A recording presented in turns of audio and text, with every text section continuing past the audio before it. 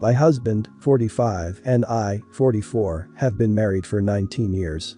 We have 5 children together. 7 years ago he had an affair with a woman he met at his workplace. She didn't work there, however, and he got her pregnant. He told me the truth about all of this when the woman was about 6 months pregnant. He also got a paternity test to make sure the baby was his. When he told me this, I felt betrayed and destroyed, but after marriage counseling, and the fact that I still love him, I decided to give him another chance. He's been absolutely amazing since then and has given me no reasons to suspect he's up to his former misbehavior. We are going to celebrate our 20-year anniversary in 2 weeks. After the woman gave birth to the baby, she kept custody of him, and my husband has been giving money to support the child. We have rarely heard from the woman since then until last week when she approached my husband at his workplace. My husband told me that the woman wants him to be in the child's life and be a father figure to him, take him to sports games, play with him, go to school-related things, etc. I told my husband he has no legal obligation to do that, and I didn't want him to. If he did so, then he would be spending less time with our children, and it would make things in our family and extended family a lot more awkward. As of now, nobody else in our family know about the affair and the illegitimate child except me, my husband, and his sister. Also, he has never had a relationship with this child, so why start now and add even more responsibility to himself? The incentives I provided him are ones that are beneficial to him and to our family. He told me that it would be best for the child if he was in his life and tried to be a father figure. I told him I see where he's coming from, and it's very commendable. My husband is a very good person, but by doing this, he is detracting from the love and attention he will show the family he knows and has been with for a long time. This may also make things awkward between him and our children. Additionally, someone in our family or someone we know might see him hanging out with a child, and that might lead to the revelation of his affair and damage his relationship with my family members and maybe even with his own family. I told him ultimately it's his choice, but I am firmly against it. Am I the idiot? You're the idiot. As soon as you chose to stay with him, you had to have understood this. That child is just as much his child as the children you have together and didn't do anything to not deserve a father. You knew he was having a child with someone else and chose to stick through the marriage. This is part of that. If this is something he himself wants, you are the idiot if you tell him not to or try and stop it. He is an idiot for cheating, obviously, but that was a long time ago, and the child doesn't deserve to be punished for that. No idiots here. The best outcome for everyone, though rough at first, is to be open with your families and your children about this. This child is a half-sibling to your children, and you should all be in each other's lives. I'm not saying that this other woman should come to your house or family gatherings, but the child most definitely deserves to. This child's life will be immeasurably better having a relationship with their father, you as a stepmom, and especially your 5 children. Not the idiot. Your husband and his mistress are both huge idiots. You're trying to protect your kids, and that's understandable. If your husband starts having a relationship with a child, it's just a matter of time until he's around that woman again, and there's a good chance the affair will start back up. Your kid's family will implode, just so the other kid will have a relationship with his dad. I don't see how it's good for so many kids to suffer, just so one will benefit. I'm pregnant with our second daughter, due August 20th.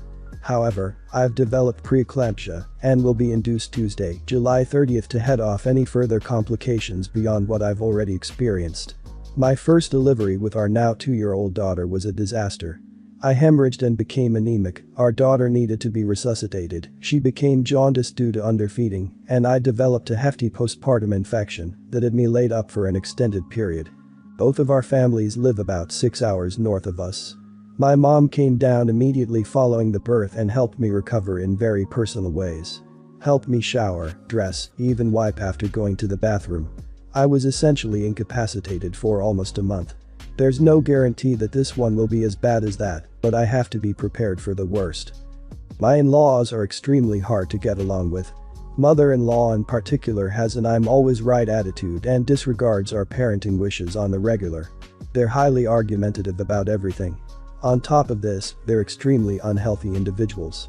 Father-in-law can barely manage to get up the 4 porch steps to our front door, let alone the 18 stairs down to our finished basement, where the baby would be spending most of her time for now. This means that we would be forced to spend time upstairs, which is not set up for infant care. Mother-in-law isn't in much better shape. When they're here, we're expected to wait on them because they cannot walk more than 40 feet without needing a break.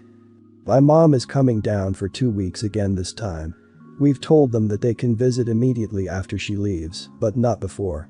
Mother-in-law has disregarded our instructions and wants to be here for the delivery, so she's booked a hotel. They want to be here in case we need help, which they are physically incapable of rendering. Also, we already have help.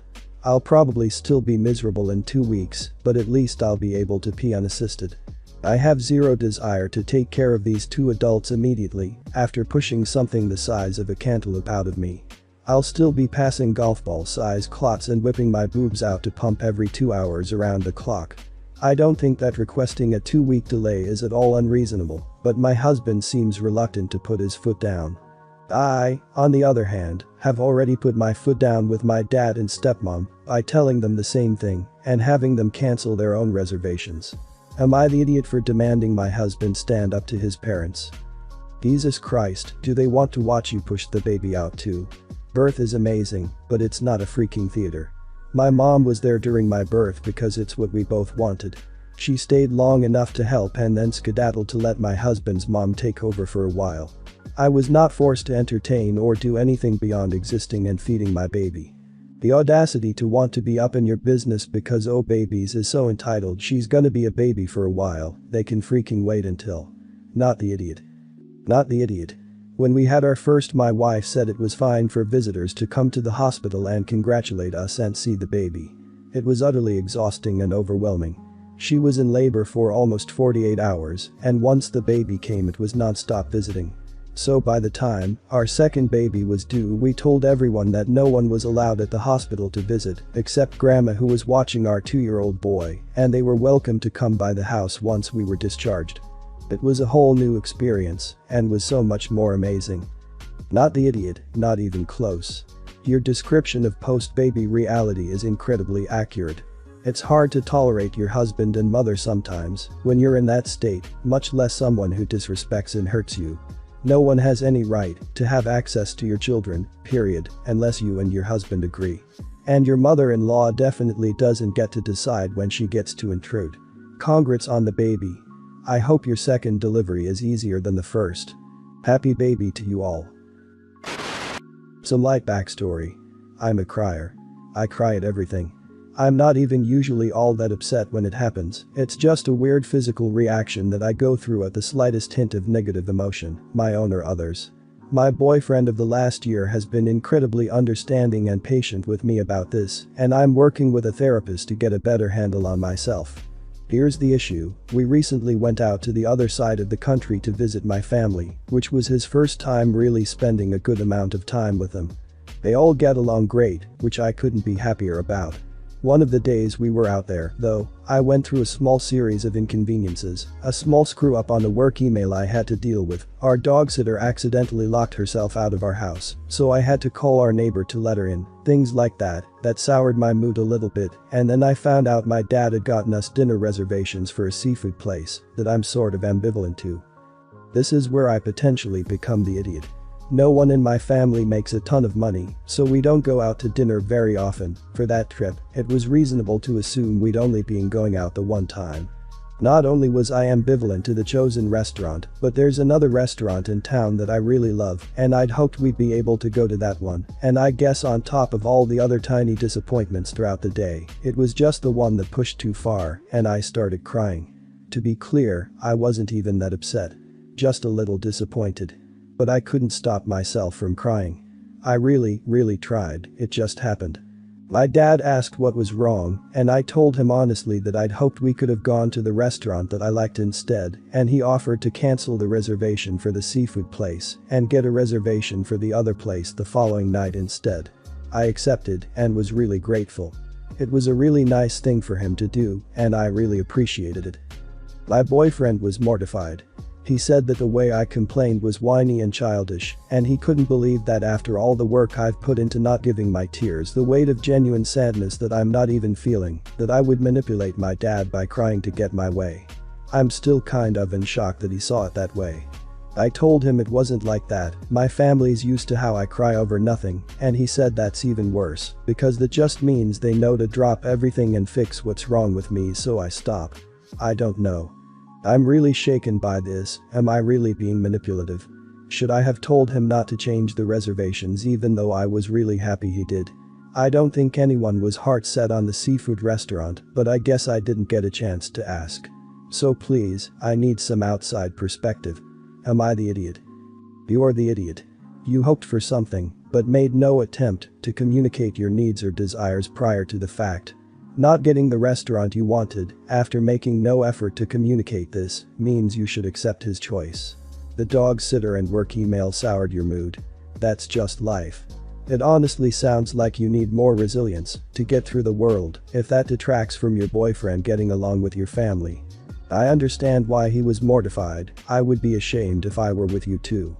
It sounds like you were having a bad day and the restaurant thing was just the straw that broke the camel's back for you. That said, you're the idiot for not just saying I'm having a hard day or even asking your dad pre-tears what he would think about changing restaurants. You didn't deal with your emotions or take some space to compose yourself.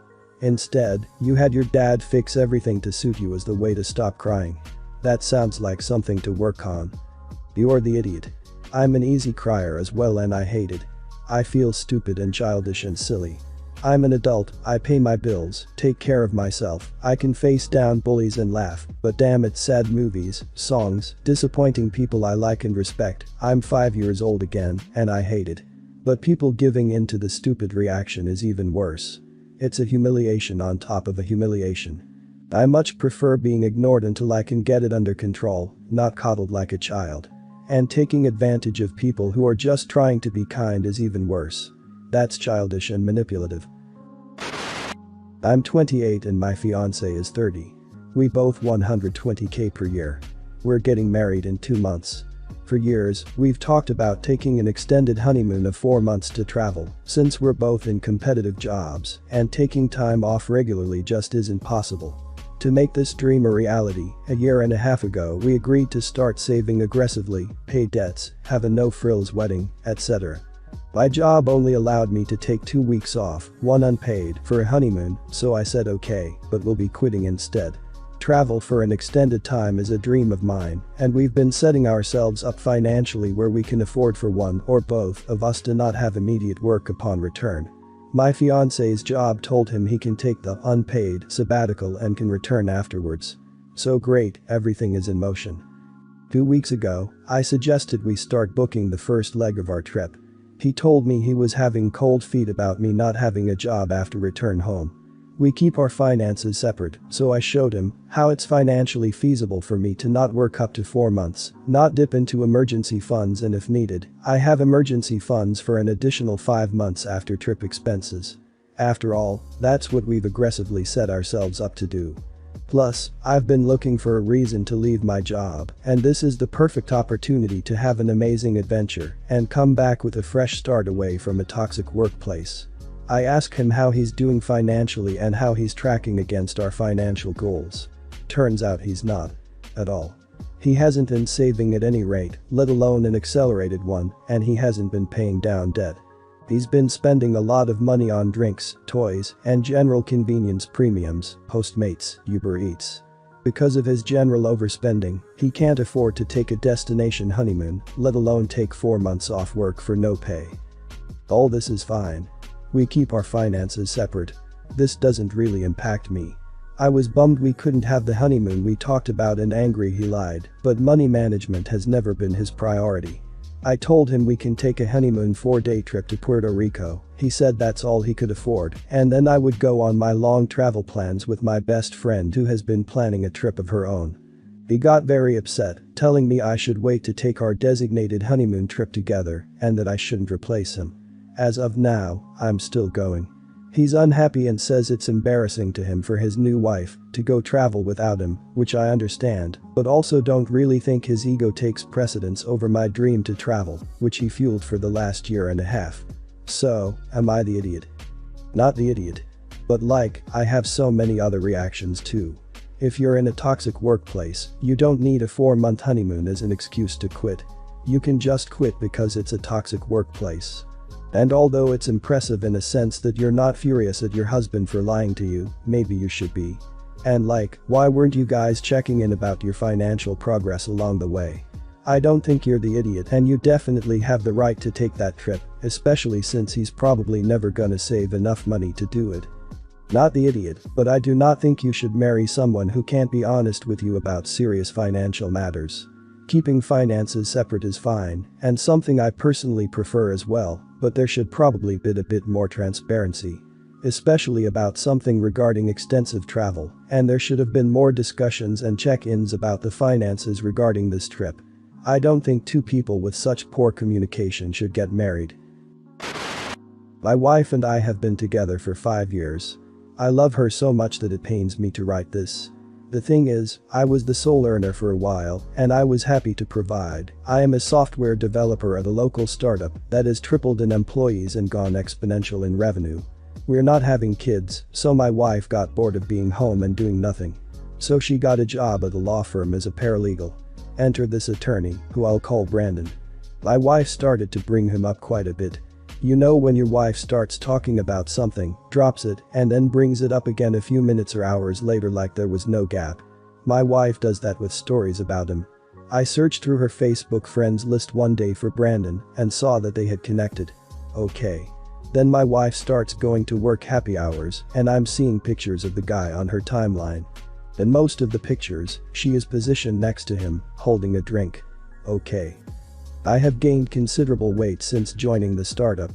There is free food provided to us nearly every day. My wife has maintained a really low weight and looks as beautiful as she did at 22.